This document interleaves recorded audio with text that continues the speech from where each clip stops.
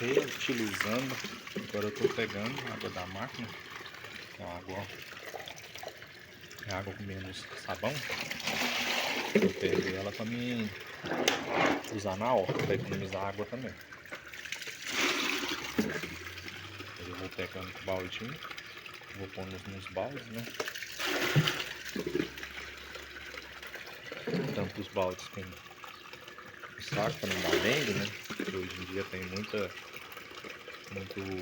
foco de dengue. Aí eu tampo e vou reutilizando a água da máquina para mim utilizar na horta, para mais economia, né? Porque quem planta a horta em casa quer economia, né? Além de saúde, economia também.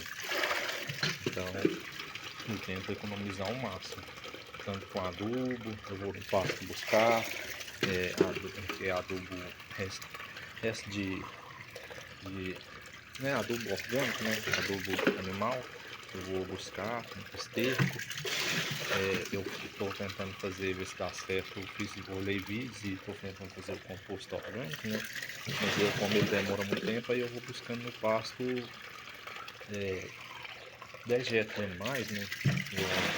Esterco, né? Que é mais bonito de falar, né?